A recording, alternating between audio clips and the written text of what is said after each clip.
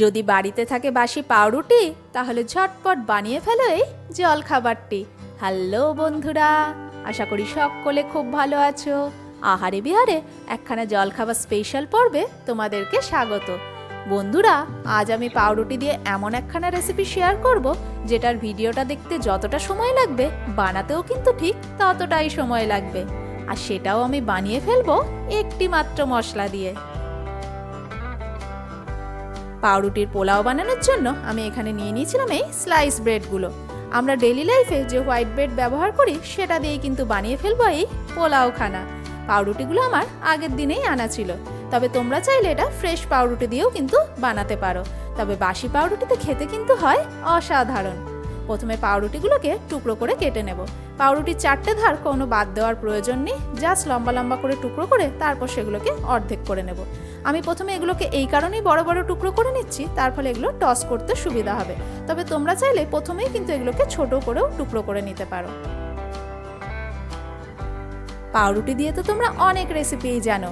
Daily daily যদি bread toast বা sandwich ভালো না লাগে তাহলে ঠিক সেই রকম কম সময়ে বানিয়ে দেখো দেখিনি একবার এই রেসিপি খানা, দেখবে ডেলি ডেলি এই রান্নার আবদার আসবে। আমি এখানে নিয়ে নিয়েছিলাম টোটাল 8টা মতো পাউরুটি, আর সমস্তগুলোকে ঠিক একইভাবে এরকম টুকরো করে নেব। তবে শুধু জল খাবার কেন, যদি চাও সন্ধ্যের টিফিনের জন্য এই রেসিপিটা অনায়াসেই বানিয়ে ফেলতে পারো। সমস্ত পাউরুটিগুলোকে আমি দেখো এইরকমভাবে স্কোয়ার করে টুকরো করে নিয়েছিলাম।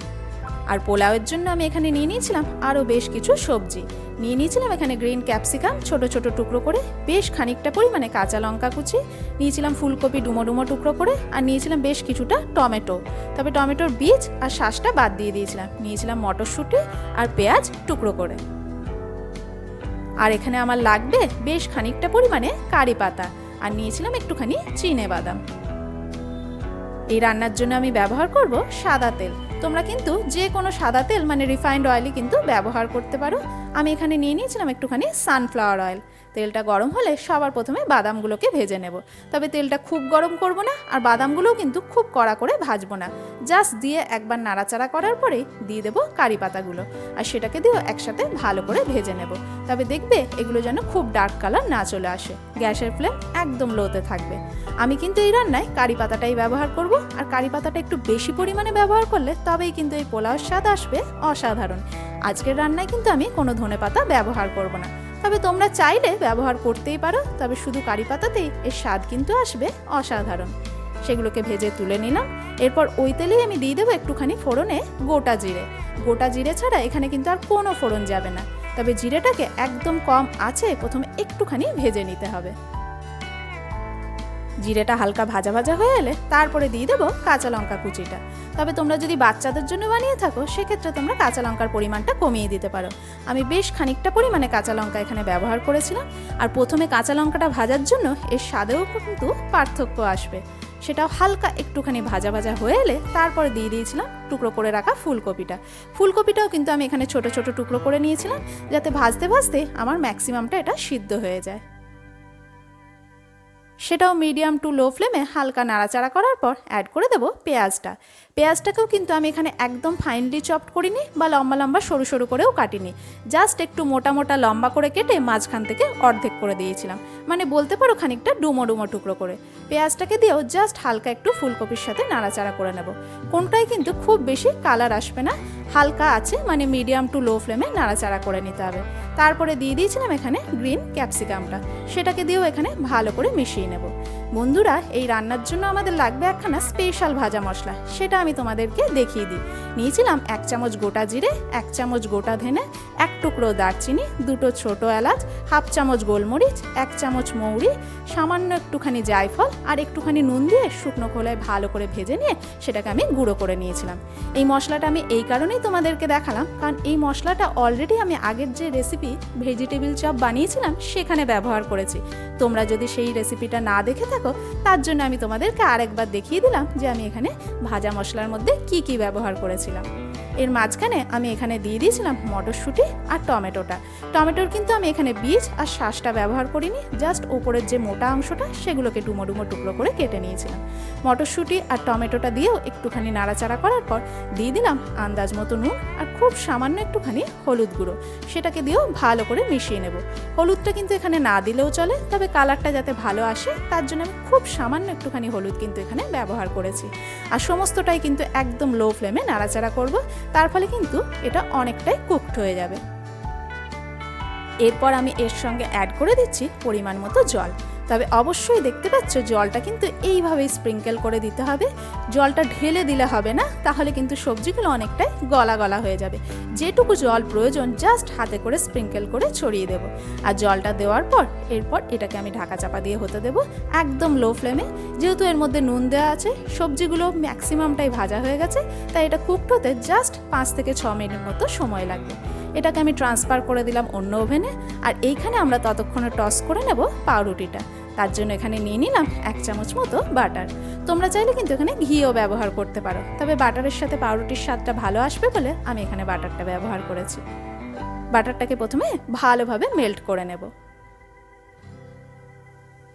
এরপর আমি এর মধ্যে অ্যাড করে দেব পাউরুটিগুলো।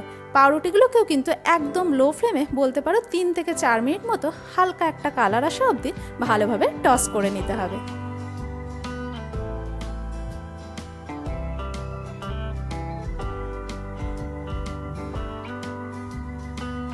বন্ধুরা, আজকের ভিডিওর জন্য তোমাদের টিপস হলো, তোমরা যারা রোগা হওয়ার জন্য গ্রিন টি ব্যবহার করো তারা গ্রিন টি এর সঙ্গে যদি লেবু মিশিয়ে খেতে পারো, তাহলে লেবুর মধ্যে থাকা ভিটামিন সি শরীরে এই গ্রিন টি এর মধ্যে থাকা ক্যাটেচিনের শোষণটাকে অনেক বেশি বাড়িয়ে দেয়, তার ফলে কিন্তু ফ্যাট গলাতে দ্রুত সাহায্য করে। দেখো পাউরুটিগুলোর মধ্যেও কিন্তু সুন্দর একটা লাইট কালার চলে এসছে। পাউরুটিগুলোকে যদি এইভাবে টস করে মানে ভেজে যদি ব্যবহার করা হয়, তাহলে পাউরুটির মধ্যে যেরকম একটা সুন্দর ফ্লেভার আসবে, তার সঙ্গে সঙ্গে পোলাওয়ের মধ্যে পাউরুটিটা কিন্তু একদম নরম হয়ে গলেও যাবে না। পাউরুটিগুলো টস করা হয়ে গেছে, সেটা আমি নামিয়ে নিলাম। আর অন্যদিকে আমার মনে হয় সবজিগুলোও আমাদের হয়ে গেছে। এর মধ্যে দিয়ে দিচ্ছি 1/2 চামচ মতো পাউডার সুগার আর 1 চামচ মতো ওই ভাজা মশলাখানা। পাউডার সুগারটা আমি ব্যবহার করেছি খুবই কম পরিমাণে, জাস্ট একটুখানি মিষ্টিটাকে ব্যালেন্স করার জন্য। এমনিতেই এই পোলাও হবে একটুখানি মিষ্টি মিষ্টি, যেহেতু অলরেডি আমি এখানে বাটার ব্যবহার করেছি, পেঁয়াজ ব্যবহার করেছি, মটরশুঁটি ব্যবহার করেছি, সেই জন্য গুঁড়ো চিনিটা আমি খুবই কম পরিমাণে দিয়েছি। আর ভাজা মশলাটা 1 চামচ মতো একটু বেশি পরিমাণেই ব্যবহার করেছি।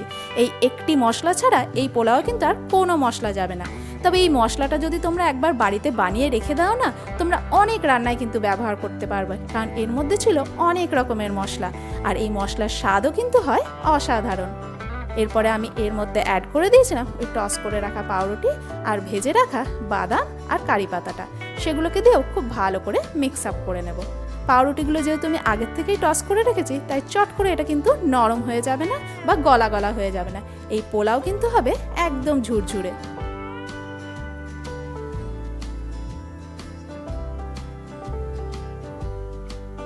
ভালো করে মিক্স আপ করে দেওয়ার পর এরপর আমি এর মধ্যে অ্যাড করব সামান্য একটুখানি জল। তবে জলটাও কিন্তু ঠিক ওই একই রকমভাবে স্প্রিঙ্কেল করে, জলটা কোনোভাবেই কিন্তু ঢেলে দেব না, তাহলে কিন্তু পাউরুটি গলা গলা হয়ে যাবে। জাস্ট প্রয়োজন বুঝে স্প্রিঙ্কেল করে অল্প করে জল কিন্তু এখানে অ্যাড করব। জলটা মেশানোর পর আমার মনে হয়েছিল আরেকটুখানি জলের প্রয়োজন, তাই আমি আরেকটু পরিমাণে জল এখানে অ্যাড করে দেব।